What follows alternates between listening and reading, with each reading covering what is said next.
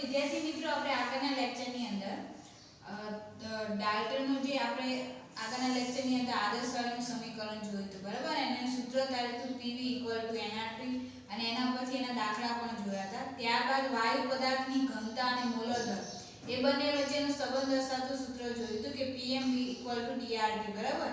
તો આ બંને સૂત્ર એવા જે દાખલાની અંદર તમારે કામ લાગે છે જે ડબલઈ અને નીટની એક્ઝામમાં કોઈ બી તેની અંદર એ કામ લાગે છે બરાબર। હવે ડાલ્ટનનો આંશિક દબાણનો નિયમ એ પણ નિયમ તમારે યાદ રાખવાનો જે ડબલઈ અને નીટની અંદર આ નિયમ કામ લાગે છે ત્યાં દાખલાની અંદર એના સૂત્રનો ઉપયોગ કરવામાં આવે છે। હવે ડાલ્ટનનો આંશિક દબાણનો નિયમ બરાબર ડાલ્ટન્સ લો ઓફ પાર્શિયલ પ્રેશર। આંશિક દબાણ કોને કહેવાય પહેલા તો આંશિક દબાણ એટલે કે દરેક વાયુ વડે ઉત્પન્ન થયેલું દબાણ તો એને આંશિક દબાણ કહેવાય। દાખલા તરીકે આ ઓરડાના તાપમાને બરાબર રૂમ ટેમ્પરેચર દાખલા તરીકે 3 વાયુ અલગ અલગ પાત્રની અંદર મેં મૂક્યા છે તો ત્રણેય વાયુઓનું અલગ અલગ પાત્રની અંદર તો દરેક વાયુને એની પાત્ર સાથે અથડામણ થઈને ઈ જે વાયુ ઉત્પન્ન થાય તો એનું પોતાનું વ્યક્તિગત દબાણ એટલે પોતાના વડે જે ઉત્પન્ન થયેલું દબાણ હોય એને આંશિક દબાણ કહેવાય બરાબર। ત્રણ મેં વાયુ ત્રણ અલગ અલગ પાત્રમાં મૂક્યા એની અંદર ટેમ્પરેચર એટલે તાપમાન એક સમાન છે અને ત્રણેય વાયુઓના કદ પણ કેવા છે સમાન છે બરાબર।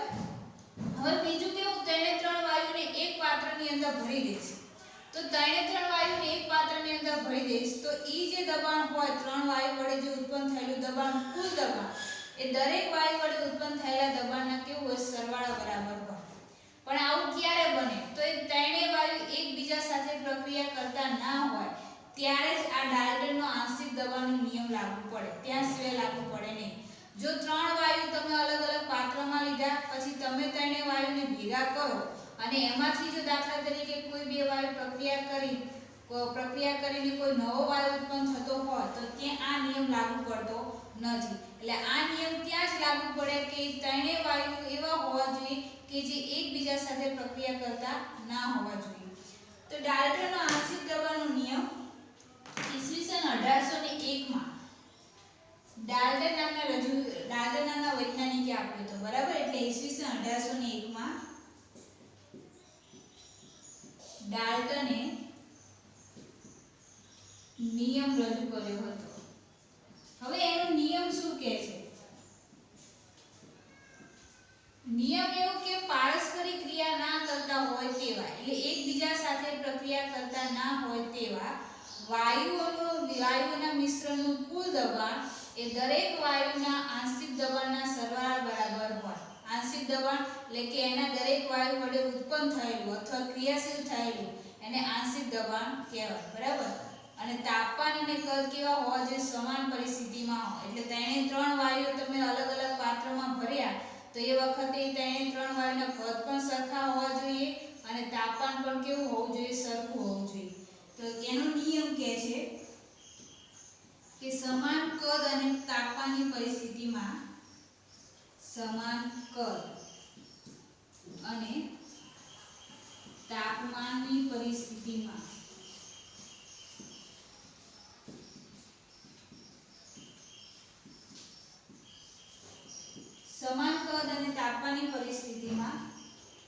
પારસ્પરિક ક્રિયા ન કરતા હોય તેવા પારસ્પરિક ક્રિયા એટલે એકબીજા સાથે પ્રક્રિયા ના કરતા હોય તેવા બરાબર। પારસ્પરિક ક્રિયા ન કરતા હોય તેવા વાયુઓના મિશ્રણનું કુલ દબાણ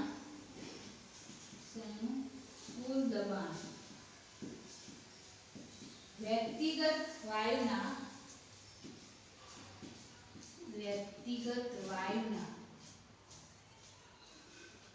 આંશિક દબાણના સરવાળા બરાબર હોય।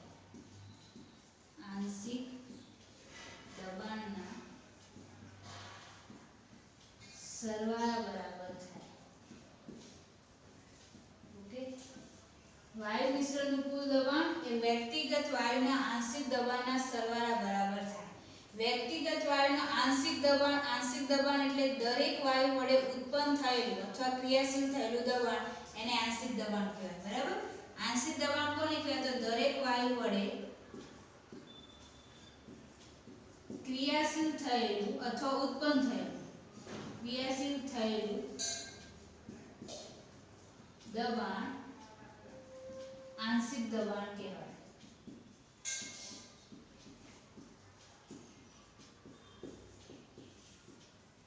હવે જે આ નિયમ છે એ હું તમને એક ઉદાહરણ દ્વારા સમજાવું. ઉદાહરણ દ્વારા દાખલા તરીકે આપણે અહીંયા ત્રણ પાત્ર લીધેલા છે, બરાબર.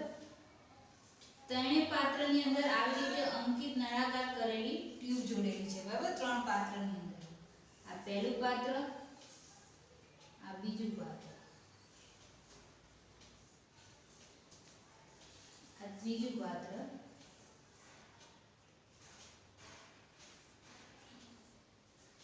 અને આ ચોથું પાત્ર.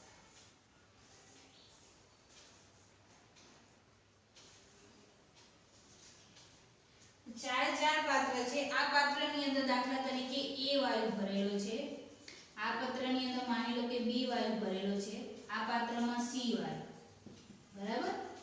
આ પાત્રની અંદર A વાયુ છે એનો જથ્થો છે N1 મોલ, બરાબર. આમાં N2 મોલ અને આમાં N3 મોલ આ વાયુનો જથ્થો છે. હવે ત્રણ પાત્ર છે તો ત્રણ પાત્રની અંદર એનું કદ સમાન છે અને તાપમાન પણ કેવું છે, સમાન છે. એટલે ત્રણ વાયુના કદ તમે અહીંયા સરખા લીધેલા છે અને ત્રણ વાયુનું તાપમાન પણ કેવું છે, સરખું છે. હવે જે પેલો A વાયુ છે એ અંકિત નળાકારની ટ્યુબમાં અહીંયા અંકિત કરેલી ટ્યુબમાં અહીંયા પારો છે. એટલે જેવું વાયુનું દબાણ થશે એટલે આ પારો ક્યાં ચડશે, ઉપર ચડશે. તો એ વખતે એનું દબાણ કેટલું બતાવે, 1 બાર બતાવે, બરાબર. દાખલા તરીકે P1 બરાબર કેટલું આવશે, 1 બાર. આ વાયુનું દબાણ માની લો કે 1 બાર છે.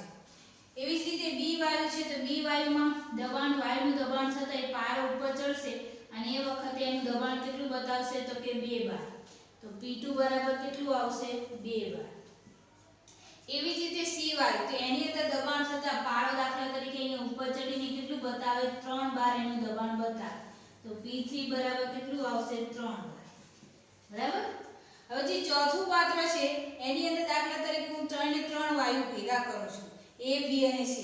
પણ ત્રણેય વાયુ એવા હોવા જોઈએ કે એકબીજા સાથે પ્રક્રિયા કરતા ના હોવા જોઈએ. તો દાખલા તરીકે A + B + C ત્રણ વાયુ મેં એની અંદર ભર્યા. તો એ વખતે પારાનું જે દબાણ પારો ઉપર ચડીને દબાણ બતાવે છે 6 વાર બતાવે છે, બરાબર. આ કઈ હશે, P કુલ દબાણ કેટલું હોય, 6 વાર. તમે ત્રણ વાયુઓને એકબીજામાં શું કર્યા છે તો મિશ્રણ કરીને એનું દબાણ બતાવે તો 6 વાર આવે, બરાબર. તો આવી રીતે સૂત્ર થાય કે P કુલ દબાણ બરાબર P1 + P2 + P3.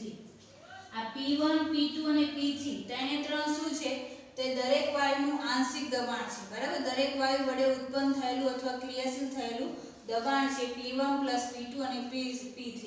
અને P કુલ એ શું છે તો વાયુ મિશ્રણમાંનું કુલ દબાણ, બરાબર, ટોટલ દબાણ. તો તમે જુઓ 2 ને 1 3, 3 ને 3 6 એટલે આ ટોટલ દબાણ કેટલું બતાવે છે, 6 વાર બતાવે છે, બરાબર. હવે આની અંદર દાખલા તરીકે માની લો કે બે વાયુ એવા હોય, દાખલા તરીકે મેં નાઇટ્રોજન ને હાઇડ્રોજન ને ઓક્સિજન વાયુ ભર્યા છે આપણે. તો નાઇટ્રોજન અને ઓક્સિજન, નાઇટ્રોજન ને હાઇડ્રોજન એ બંને જો આની અંદર આવશે તો બંને પ્રક્રિયા કરીને શું બતાવશે, નાઇટ્રોજન અને હાઇડ્રોજન બંને ભેગા થાય તો તમને ખબર છે કે એમોનિયા વાયુ બને. તો એ વખતે અહીંયા એમોનિયા વાયુ બને તો એમાં એમોનિયા વાયુનું આંશિક દબાણ આવી જાય, બરાબર. તેમાં તમારા દરેક વાયુનું આંશિક એમોનિયા વાયુનું દબાણ એની અંદર ઉત્પન્ન થાય. એમાં તમને નાઇટ્રોજન અને હાઇડ્રોજનનું આંશિક દબાણ તમને મળે નહીં. એટલા માટે આની અંદર આ નિયમ એટલા માટે જ એના માટે જ લાગુ પડે કે જો એકબીજા સાથે પ્રક્રિયા ના કરતા હોય તો એવા વાયુ માટે જ આ નિયમ લાગુ પડે છે. નકર જો નાઇટ્રોજન અને હાઇડ્રોજન ભેગા થઈ જાય તો એનું દબાણ પણ એની અંદર ઉત્પન્ન થાય.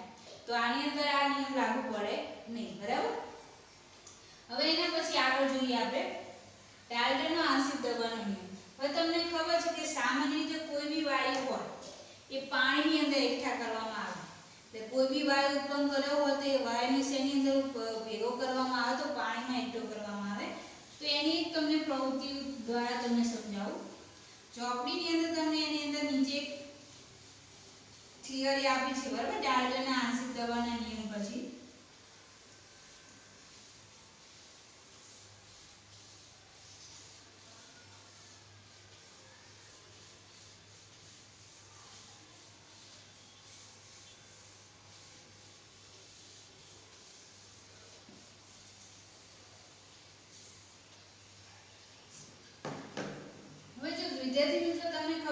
કોઈ બી વાયુ શુષ્ક વાયુ મેળવવો હોય તો એ તમે કેવી રીતે મેળવી શકો? કારણ કે મોટા ભાગના દરેક વાયુ હોય તો એ વાયુઓ જ્યારે ઉત્પન્ન કરે તો એને પાણીની અંદર એકઠા કરવામાં આવે.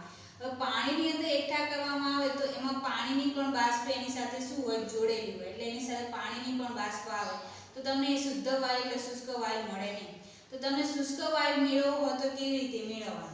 તો એના માટે દાખલા તરીકે આની અંદર માની લો કે કોઈ ઓક્સિજન વાયુ આની અંદર ઉત્પન્ન થયેલો છે, બરાબર? આની અંદર માની લો કે ઓક્સિજન વાયુ છે O2. આ ઓક્સિજન વાયુને દાખલા તરીકે બીજા પાત્રની અંદર એકઠો કરવામાં આવે એટલે પાણીની અંદર એકઠો કરવામાં આવે, બરાબર? અહીંયા શું આવશે? પાણી. આ છે પાણી. એટલે આની અંદર જે ઓક્સિજન વાયુ ઉત્પન્ન થાય છે એ દાખલા તરીકે અશુદ્ધિ વાળો હોય. એટલે અશુદ્ધિ વાળો હોય એ ઓક્સિજન અહીંયા પાણીની અંદર શું કરવામાં આવે? એકઠા કરવામાં આવે. એકઠા કરવામાં એટલે પાણીની ઉપર અહીંયા તમને શું જોવા મળશે? પરપોટા જોવા મળે. અને ઓક્સિજન વાયુની જે અશુદ્ધિ હોય એ અહીંયા અશુદ્ધિ ક્યાં બેસી જશે? નીચે તળિયે બેસી જાય, બરાબર? અહીંયા અશુદ્ધિ નીચે તળિયે બેસી જાય. હવે આ જે પાણીની ઉપર જે વાયુ ઓક્સિજન વાયુ આ જે ઉત્પન્ન થયો, બરાબર? એકઠો થયો O2 વાયુ, બરાબર? તો એ વાયુ તમને ભેજવાળો જોવા મળશે. કેમ? એની તમને ભીનો વાયુ જોવા મળે, શુષ્ક વાયુ જોવા મળે નહીં. તો કેમ? તો દાખલા તરીકે અહીંથી જે ઓક્સિજન વાયુ આને પાણીની અંદર જશે તો પાણીની અંદર એ પાણીને શું કરશે? ગરમ કરશે. કારણ કે આ વાયુ કેવો અને ગરમ વાયુ આવે એટલે પાણીને ગરમ કરે એટલે પાણીની શું બને? બાષ્પ બને.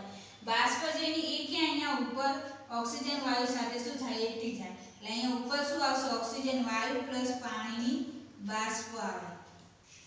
એટલે તમને જે અહીંયા ઓક્સિજન વાયુ મળશે એ ભેજવાળો મળે, બરાબર? પાણીની બાષ્પ સાથે આવે એટલે કેવો મળશે? ભેજવાળો એટલે કે ભીનો હોય. તો તમારે શુષ્ક ઓક્સિજન વાયુ મેળવવું હોય તો કેવી રીતે મેળવવાનું? તો અહીંયા જે દબાણ હશે એ પાછું હશે કુલ ટોટલ દબાણ હશે P કુલ. એમાંથી તમારે એક દબાણ કોનું છે? તો બંનેનું ભેગું આવશે, બરાબર? શુષ્ક વાયુ, બરાબર? અને આ શુષ્ક વાયુ અને પ્લસ શું આવશે? પાણીની બાષ્પ એટલે પ્લસ આવશે બાષ્પ દબાણ, બરાબર? ચોપડીમાં તમને જલીય તાણ આપેલું છે, બાષ્પ દબાણ પણ કહેવાય, બરાબર? એટલે સંતૃપ્ત પાણીની બાષ્પ વડે જે ઉત્પન્ન થયેલું દબાણ એને જલીય તાણ અથવા બાષ્પ દબાણ કહેવાય. એટલે અહીંયા જે દબાણ હોય ટોટલ દબાણ, બરાબર? એ બંનેનું ભેગું આવે. એક શુષ્ક વાયુનું બી દબાણ અને પાણીની બાષ્પનું દબાણ એટલે બાષ્પ દબાણ. તો તમારે શુષ્ક વાયુનું શોધવું હોય તો કેવી રીતે શોધવાનું? તો દાખલા તરીકે શુષ્ક વાયુનું શોધવું હોય મારે તો અહીંયા શુષ્ક વાયુનું દબાણ બરાબર P કુલમાંથી બાષ્પ દબાણ તમારે શું કરવાનું? બાદ કરવાનું. એટલે ટોટલ દબાણ આપેલું એમાંથી તમે પાણીનું બાષ્પ દબાણ દૂર કરો એટલે તમને એની અંદર શુષ્ક વાયુનું દબાણ મળે. એટલે કોઈ બી શુષ્ક વાયુનું દબાણ નોંધવું હોય તો આ રીતે પ્રક્રિયા કરવામાં આવે, બરાબર? તો આ ડાયલ્ટનના આંશિક દબાણના નિયમની અંદર આ રીતની થિયરી હતી. હવે એના પછી મોલ અંશના પર્યાયમાં, બરાબર? મોલ અંશ એના પર્યાયમાં આંશિક દબાણ શોધવું હોય, બરાબર? દરેક વાયુનું પોતાનું દબાણ, દરેક વાયુનું આંશિક દબાણ શોધવું હોય તમારે મોલ અંશના પર્યાયમાં તો તમે કેવી રીતે શોધી શકો? બરાબર? દાખલાની અંદર એ કામ લાગશે તો એ જોઈએ આપણે.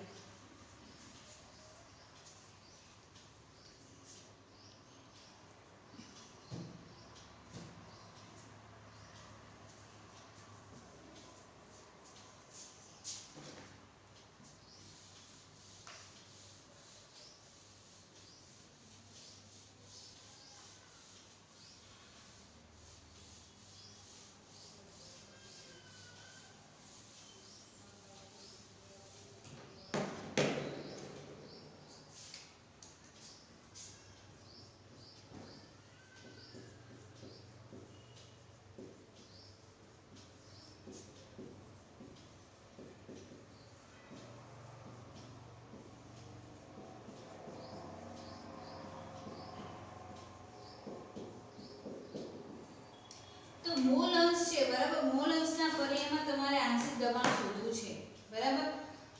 આંશિક દબાણની તો મેં તમને કીધું કે આંશિક દબાણ એટલે શું? તો દરેક વાયુનું પોતાનું ઉત્પન્ન થયેલું દબાણ એટલે વ્યક્તિગત જે ઉત્પન્ન થયેલું દબાણ એને કહેવાય આંશિક દબાણ કહેવાય, જે આપણે ડાલ્ટનની થિયરીમાં જોયું, બરાબર? આંશિક દબાણના નિયમો.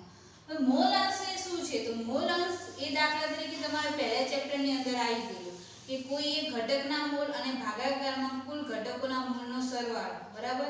તેને શું કહેવામાં આવે? બંનેનો ગુણોત્તર લો એટલે તમને મોલ અંશ મળે. અને ઘટકોના મોલનો સરવાળો કેટલો થાય? 1 થાય, એ તમને ખબર છે, બરાબર?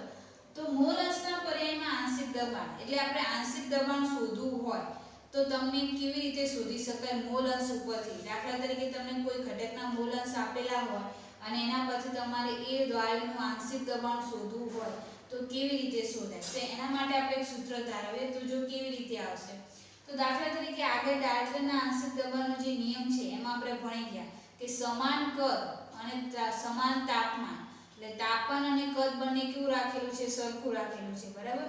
તો ધારો કે T તાપમાન અને 3 વાયુના કદ, બરાબર? 3 વાયુના કદ કેવા છે? V છે. એટલે આની અંદર તાપમાન અને કદ તેને 3 વાયુના કેવા છે? અચળ છે, બરાબર? તેને 3 ના સરખું તાપમાન આપવામાં આવ્યું છે અને તેને 3 ના કદ વાયુના કેવા છે? સરખા છે, બરાબર? તો દાખલા તરીકે આપણે આદર્શ વાયુનું સમીકરણ તમે ભણી ગયા. PV શું આવશે? nRT, બરાબર? આ શેનું સમીકરણ છે? તો આદર્શ વાયુ સમીકરણ.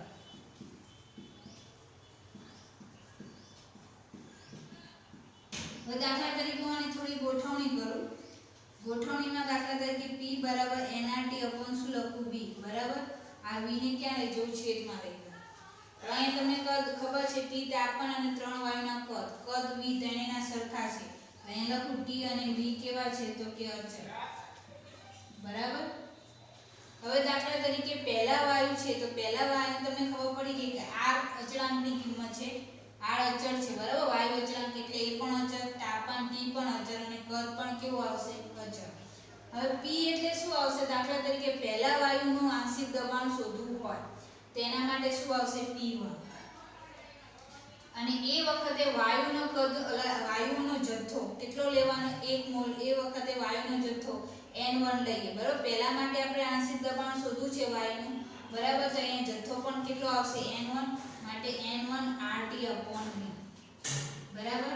એવી જ રીતે દાખલા તરીકે બીજા માટે લખીએ તો બીજા માટે શું થશે? P2 N2 RT/V. એવી જ રીતે ત્રીજા વાયુ માટે લખીએ તો શું હશે? N3 RT/V, બરાબર? P1 P2 અને P3, બરાબર? એ ત્રણે 3 વાયુના શું છે? આંશિક દબાણ છે. P1 P2 અને P3 એ શું છે? P1 P2 અને P3 વાયુઓના આંશિક દબાણ,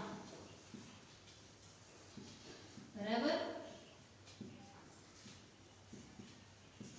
અને N1 N2 અને N3 એ દરેક વાયુઓના શું છે? મોલ છે, બરાબર? તો N1 N2 અને N3 વાયુનો જથ્થો અથવા, બરાબર, મોલ. ખબર પડી ગઈ? હવે એના પછી આગળ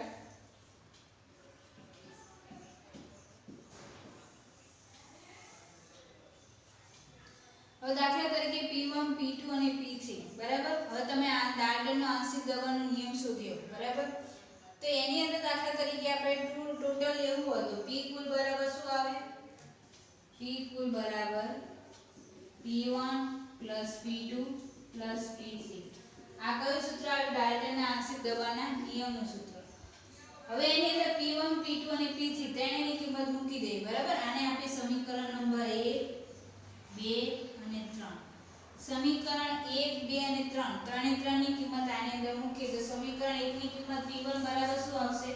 તો N1 RT/V, બરાબર? N2 RT/V અને N3 RT/V, બરાબર? ત્રણે ત્રણની અંદર તમે જુઓ RT/V ત્રણેયમાં કોમન છે એટલે આપણે તો ત્રણેયમાં કોમન કાઢીએ તો આ રીતે બને N1 N2 N3 RT/V, બરાબર? આ શું આવ્યું? P કુલ. હવે દાખલા તરીકે મારે દરેક વાયુ છે, દરેક વાયુના આંશિક દબાણને એના ટોટલ કુલ દબાણ વડે આપણે ભાગીએ, બરાબર? તો પહેલા માટે લઈએ તો P1/P કુલ, બરાબર? દરેક વાયુનું જે આંશિક દબાણ છે એને એના ટોટલ દબાણ વડે ભાગીએ એટલે બંનેનો ગુણોત્તર લઈએ તો P1 માટે સૂત્ર શું હતું તો P1 માટે N1 RT/V એની કિંમત મૂકવાની. P કુલ માટે કયો આવ્યો તો N1 N2 ને N3 RT/V એ કિંમત મૂકવાની. તો અહીંયા આવશે N1 RT/V બરાબર. P1 ની કિંમત મૂકી. P ટોટલ ની કિંમત કઈ આવી N1 N2 N3 RT/V V ની જે છેદમાં છે તો એ ક્યાં જશે ઉપર જશે એટલે આ આવી રીતે થશે N1 N2 N3 RT અને V ક્યાં જશે ઉપર બરાબર. છેદનો છેદ ક્યાં જાય ઉપર જાય. હવે આની અંદર જે ઉડતું એ ઉડાડી દે. દાખલા તરીકે RT બંનેમાં ગયા અને V બંનેમાં ગયા તો ઉપર શું રહેશે ખાલી N1/N1 N2 N3 બરાબર. આ P1/P કુલ. તો N1 એટલે કોઈ એક ઘટકના મોલ એટલે દાખલા તરીકે પહેલા વાયુના મોલ અને નીચે જો તમે N1 N2 અને N3 ત્રણ ઘટકોના મોલનો સરવાળો બરાબર. એટલે કોઈ એક ઘટકના મોલ નીચે છેદમાં ઘટકોના મોલનો સરવાળો તેને શું કહેવાય મોલંશ કહેવાય. તો N1 તો એમને એમ જ લખ્યા પણ ત્રણનો સરવાળો એટલે શું આવશે N આવશે. N બરાબર કુલ મોલની સંખ્યા બરાબર. ત્રણ ઘટકોના મોલનો સરવાળો. કોઈ એક ઘટકના મોલ અને કુલ ઘટકોના મોલની સંખ્યા એ બંનેને શું કહેવામાં આવે એના ગુણોત્તરને મોલંશ કહેવાય. તો મોલંશ માટે સિમ્બોલ શું આવશે x બરાબર.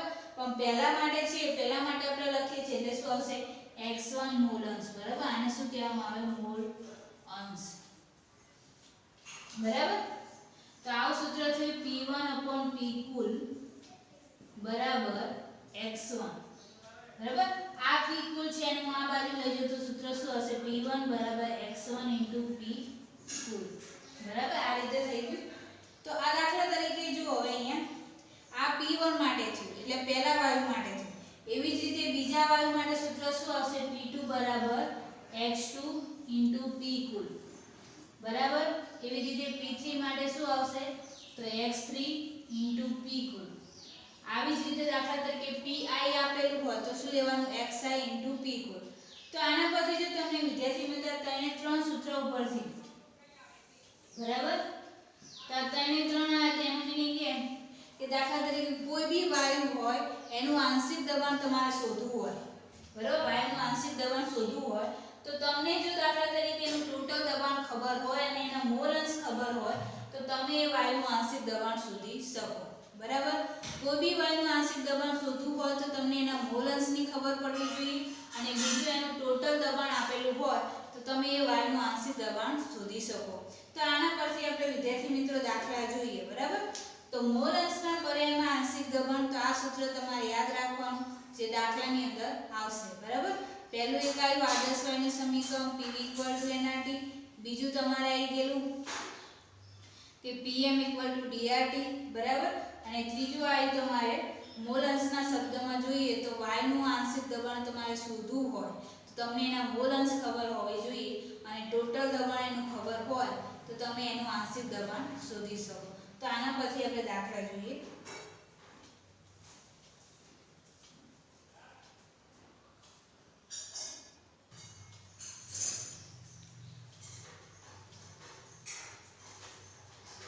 તો વિદ્યાર્થી મિત્રો ચોપડીની અંદર તમને કોયડો નંબર 5.4 આપેલો છે કે નિયોન અને ડાયઓક્સિજનનું મિશ્રણ. નિયોન વાયુ એટલે Na અને ડાયઓક્સિજન એટલે કે O2 બરાબર. એકલો ઓક્સિજન આપ્યો તો O લેવાનો, ડાયઓક્સિજન આપેલો છે એટલે શું લેવાનું O2.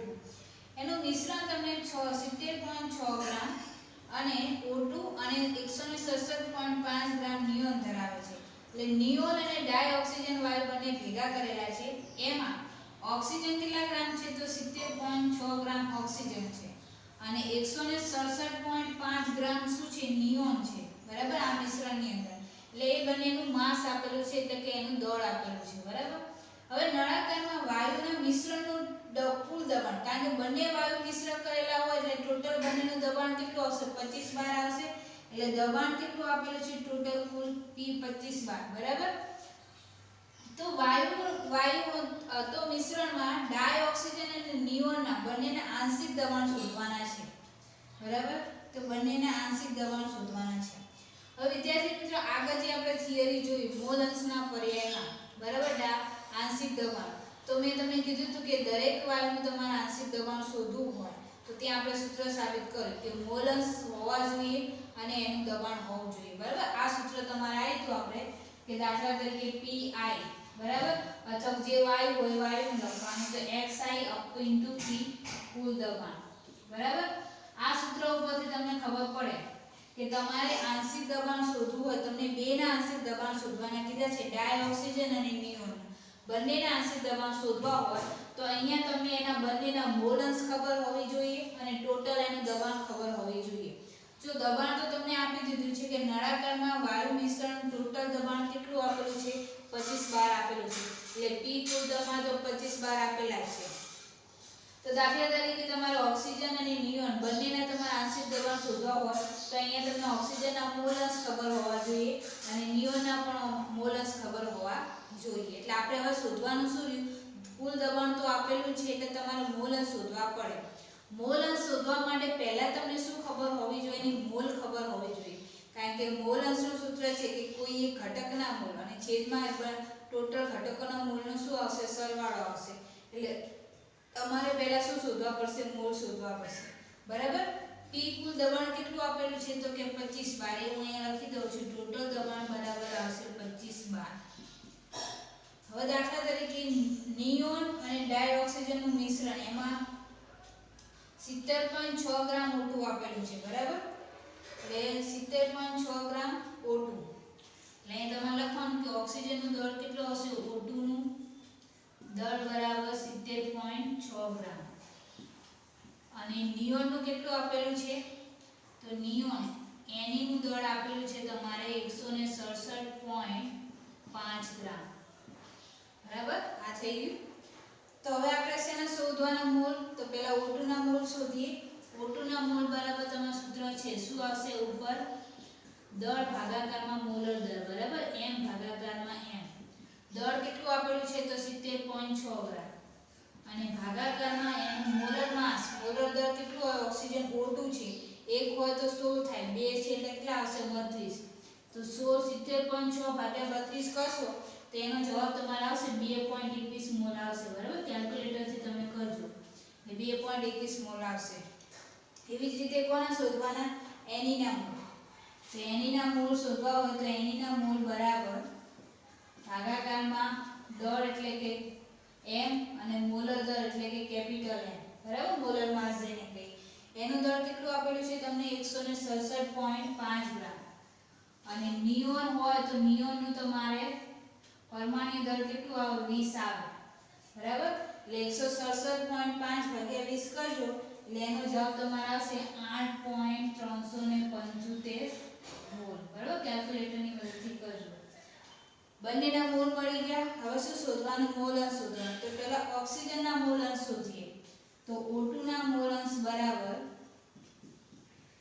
ઉપર કોના મોલ આવશે તો O2 ના મોલ આવશે બરાબર O2 ના મોલ કેટલા આયા તો 2.21 અને ભાગાકારમાં કુલ મોલ બરાબર તો કુલ મોલ કેટલા આવશે 2.21 અને પ્લસ 8.375 એટલે 2.21 પ્લસ 8.375 બરાબર એટલે 2.21 એના એમ હવે એનો સરવાળો કરો એટલે એનો જવાબ તમારો આવશે 10.585 બરાબર અને બંનેનો ભાગાકાર કરવાનો તો જવાબ આવશે તમારે આના 0.21 એટલા આવશે 0.21 મોલ અંશ બરાબર હવે જો O2 ના મોલ અંશ શોધ્યા તો હવે નિયોનના મોલ અંશ શોધવા નિયોનના મોલ અંશ તમે બે રીતે શોધી શકો એક વખત તમે એને નિયોનના ઉપર મોલ મૂકો અને ટોટલ મોલનો સરવાળો કરો એ રીતે પણ ઉપયોગ કરી શકાય અથવા એવું ના કરવું હોય તો દાખલા તરીકે મોલ અંશમાં શું આવે તો જે બી મોલ અંશ આપેલા મોલ અંશનો ટોટલ સરવાળો કેટલો થાય 1 થાય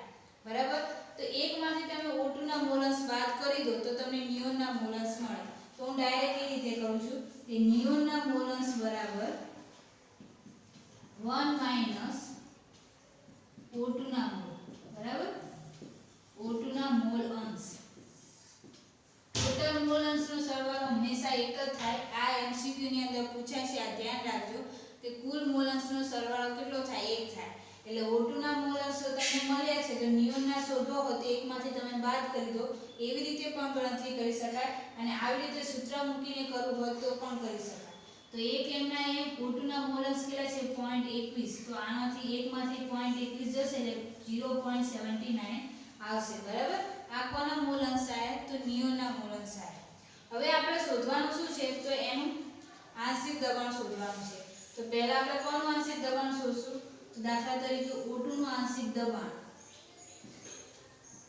બરાબર શું આવશે આંશિક દબાણ બરાબર એનું શું આવશે મોલન્સ ગુણ્યા P કુલ બરાબર એટલે અહીંયા આવશે મોલન્સ ગુણ્યા કુલ દબાણ બરાબર મોલન્સ તમને આપ્યા કેટલા આપેલા છે O2 ના તો 0.21 ગુણ્યા દબાણ કુલ દબાણ તમને કેટલું આપેલું છે તો અહીંયા જો 25 બાર આપેલું છે બરાબર એટલે 0.21 ગુણ્યા 25 એટલે આનો જવાબ તમારો છે 5.21 બરાબર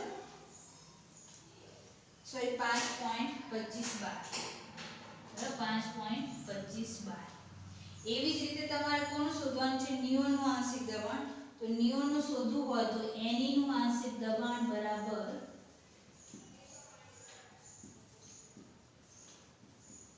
મોલન્સ બરાબર અને કુલ દબાણ મોલન્સ એના કેટલા આયા નિયોનના તો 0.79 ગુણ્યા 25 આ બંનેનો ગુણાકાર કરો એટલે એનો જવાબ તમારો આવશે 19.75 બાર બરાબર તો વિદ્યાર્થી મિત્રો આ રીતે કોઈ બી દાખલો આપેલો હોય આંશિક દબાણ શોધવાનું કે એટલે ડાયરેક્ટ આ સૂત્ર યાદ રાખવાનું કે આંશિક દબાણ બરાબર એના મોલન્સ અને કુલ દબાણ એ બંનેનો ગુણાકાર કરવાનો કુલ દબાણ તમને અંદર થિયરીની અંદર આપેલું જ હશે રકમની અંદર આપેલું હશે પણ મોલન્સ શોધવા હોય તો તમારે પહેલા એના મોલ શોધવા પડે મોલ શોધ્યા પછી તમે એના મોલન્સ શોધો અને પછી એ સૂત્રની અંદર મૂકી દો એટલે તમને આ એનું આંશિક દબાણ મળી જાય બરાબર હવે એના પછી જે આગળની થિયરી છે વાયુઓની ગતિ ઊર્જા અને આણ્વીય ઝડપ એ આપણે આગળના લેક્ચરમાં જોઈશું